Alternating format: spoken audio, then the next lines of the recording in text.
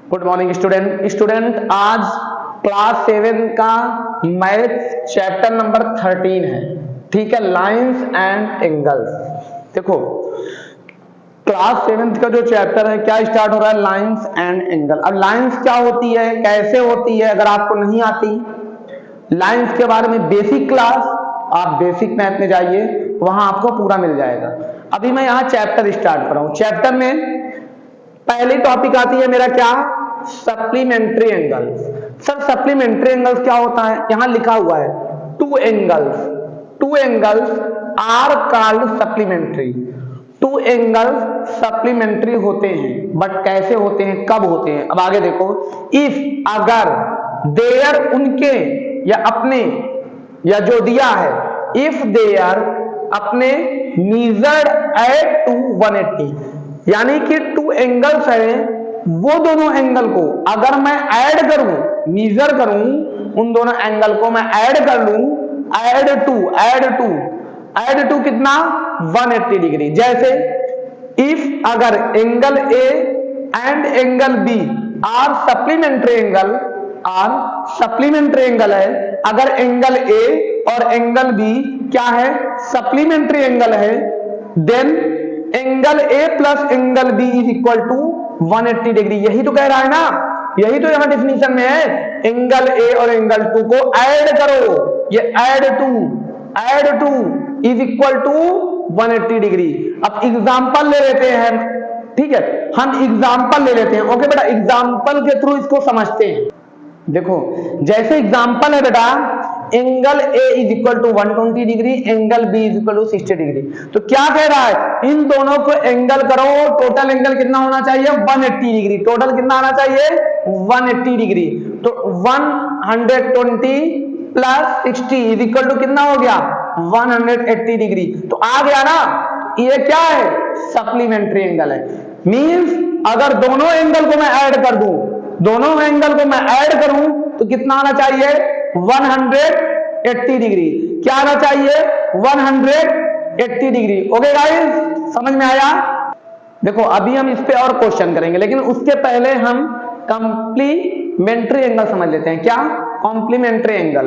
अब ये क्या होता है कॉम्प्लीमेंट एंगल, ये बेटा two angles are called complementary या complement if they are measured at 290 degree, if they are measured at 180 degree, if they are measured at 290 degree। कहने का मीनिंग सप्लीमेंट्री एंगल में था, टोटल दोनों एंगल को add करो, भाई टू एंगल यहां पे भी, टू एंगल यहां पे भी, दोनों एंगल को ऐड करो तो यहां 180 आ रहा था। वही चीज दोनों एंगल को ऐड करो तो यहां 90 आना चाहिए। जैसे एग्जांपल में देख लो, एग्जाम्पल अगर मान लो एक एंगल दिया है 30 डिग्री, दूसरा एंगल दिया है 70 डिग्री, तो क्या ये कंप्लीमेंट्री एंगल है। Sir angle A 30 plus 70 add करो, क्या आएगा सर 100। तो क्या ये 90 आ रहा है, नहीं आ रहा है, तो ये कंप्लीमेंट्री नहीं है। तो हमारा अगर एक 30 है, अगला क्या होना चाहिए, 60 होना चाहिए। ठीक, अब क्या है sir, 30 angle plus 60 angle is equal to 90 degree. तो ये क्या हो गया, ये 90 डिग्री दोनों एंगल आ गए ना। तो अब ये क्या है सर, एंगल ए और एंगल बी क्या है, कॉम्प्लीमेंट एंगल है। बट अगर मैं ये बोलूं, क्या इसमें एंगल ए और बी सप्लीमेंट है, सप्लीमेंट्री एंगल है, नहीं सर, क्योंकि उन दोनों एंगल का टोटल 90 आ रहा है। उन दोनों का एंगल का टोटल क्या आना चाहिए, अगर दोनों एंगल का टोटल 90 आ रहा है तो कंप्लीमेंट, अगर दोनों एंगल का टोटल 180 आ रहा है तो सप्लीमेंट। ओके, समझ में आया। देखो बेटा इसमें क्या हो रहा है, इसमें आ गया आगे एडजेसेंट एंगल। क्या आ गया, एडजेसेंट एंगल। अब ये एडजेसेंट एंगल किस चीज का नाम है, ये कहां से आ गया, देखो इसको पढ़ो, टू एंगल, क्या, two angle with a common vertex, एक कॉमन वर्टेक्स होना चाहिए, एंड कॉमन साइड, और क्या होना चाहिए, एक कॉमन साइड होना चाहिए। वर्टेक्स क्या है, साइड क्या है, इसकी भी मैं क्लास लिया हूं, आप वहां जाके देखिएगा। लेकिन अभी मैं यहां बता दूं, ये जो हमारी लाइन होती है इसको मैं साइड बोलता हूं, ठीक। तो आप सोचो, अगर मैं ये एंगल लेता हूं, ये दोनों एंगल लेता हूं, ये एंगल ये वाला, तो इसमें भी कॉमन साइड कौन है? ये है। अगर मैं ये एंगल लेता हूं तो इसमें भी कौन सी साइड है? ये।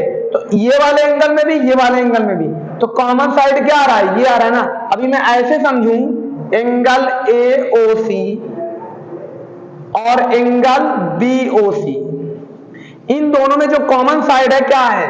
C है ना। कॉमन साइड C है ना। इसमें भी C आ रहा है, इसमें भी C आ रहा है। कहते सर O भी तो आ रहा है। O क्या है? वर्टेक्स है। वो हमारा क्या है? वर्टेक्स है।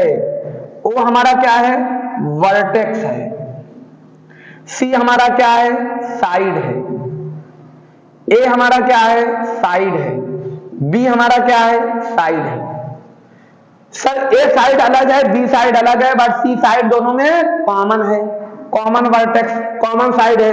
ये वर्टेक्स क्या है? सर ये है कॉमन वर्टेक्स दोनों में। तो यही है मेरा एडजेसेंट एंगल। एडजेसेंट एंगल उसको कहते हैं जिस दोनों एंगल के अंदर एक कॉमन साइड भी हो और एक कॉमन वर्टेक्स हो। कॉमन वर्टेक्स सर इसमें क्या है? O है। कॉमन साइड क्या है सर? B है। सॉरी, AOB रहेगा। यहां पे भी मान लो, छोड़ो, इसको C मान लो, ठीक। अब कॉमन है ना बेटा। देखो AOC कामा BOC, तो ये जो C हमारा OC है, ये हमारा क्या है? कॉमन साइड है। OC हमारा क्या है? कॉमन साइड है। देखो OC एक साइड हो गया, एक OA हो गया और एक OB हो गया। तो OA अलग है, OB अलग है भाई। OA यहां से यहां तक, OB यहां से यहां तक, बट जो OC है ये इसमें भी आ रहा है और इसमें भी आ रहा है। यही OC तो ही है जो दोनों पार्ट को डिवाइड किया है। और O क्या है? O हमारा वर्टेक्स है जो C साइड जा रही है, उसी O से होके जा रही है। क्लियर? बात समझ में आया? देखो ज्यादा माइंड पे अगर ज्यादा मैं डीप ले जाऊंगा तो और कंफ्यूज हो जाओगे। तो आप सिंपल सी बात याद रख लो, जिस दो एंगल के बीच में एक कॉमन साइड हो और एक वर्टेक्स हो, उसी को मैं क्या बोलता हूं? Adjacent angle. मतलब एक दूसरे से एडजस्ट हैं, जुड़े हैं। ओके, समझ में आया? देखो बेटा, एक टॉपिक, एक प्रॉपर्टी और आती है क्या? Linear pair of angle. ये चौथी प्रॉपर्टी है। पहला मैंने कॉम्प्लीमेंट्री और फिर एडजेसेंट एंगल, और अब मैं क्या पढ़ रहा हूं? Linear pair of angle. Linear pair angle of angle क्या होता है?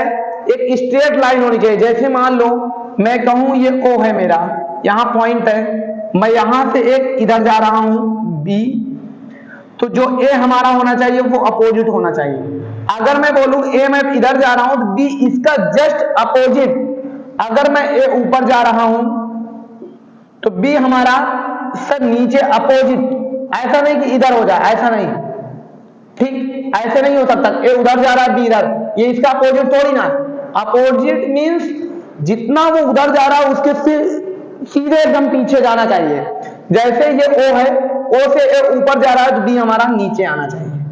ये एक दूसरे के क्या है? अपोजिट, ठीक। तो यहां से यहां को लेके मैं क्या बोलूंगा? 180 डिग्री, ठीक। ये एंगल A से एंगल B तक क्या बोलूंगा? 180 डिग्री। ये हमारा क्या है? लीनियर पेयर है। ये हमारा क्या है? सीधी लाइन है, एकदम स्ट्रेट लाइन को मैं क्या बोलता हूं? Linear pair. अब बात समझो, अगर मैं बोल दूं बेटा यहां बीच में कोई एक एंगल है C, मैं बोलूं angle AOC plus angle COB या फिर BOC, वो आप बोल सकते हो। एंगल AOC, मैंने कहने का मीनिंग देखो, एंगल देखा कैसे जाता है। मैं पहले A बोला, A लाइन पे आप रखो, फिर O और उसके बाद C। कहने का मीनिंग O ये है, ऐसे C तक जाओ। मैं फिर बोल रहा हूं COB, C वाली लाइन ये है, यहां रखा, B वाली लाइन ये है, ये दोनों लाइन को मिला दो। अब ये नहीं कि सर हम ऐसे भी तो मिला सकते हैं यहां से यहां, नहीं, ऐसे मिला सकते हो, बट आप ये बताओ अगर मैं इसको ऐसे मैच करा दूं, चलो C से B तक मैच करा रहा हूं, तो आप सोचो ये एंगल बड़ा एंगल हो गया ना, हमको छोटा एंगल निकालना चाहिए पहले। तो सी और बी के बीच में छोटा एंगल यही है ना। बात समझ में आया? क्लियर? ओके। अब देखो मैं इस पे चलता हूं क्वेश्चन करने। क्वेश्चन में समझ में एकदम क्लियर हो जाएगा, अभी आप इसको मोटा मोटा समझ लो, ठीक है। देखो बेटा, ये जो था मैंने प्रॉपर्टी लाइंस और एंगल की पढ़ा दिया। वीडियो बड़ी हो रही है इसलिए मैं इसको यहीं पे रोक दे रहा हूं। इसका नेक्स्ट वीडियो पार्ट 2 आएगा। पार्ट 2 में जाके देखना कैसे क्वेश्चन किया जाता है, जो हमने प्रॉपर्टी पढ़ा है उस प्रॉपर्टी का यूज करके मैं कैसे क्वेश्चन को करता हूं, सॉल्व करता हूं। Okay guys, clear?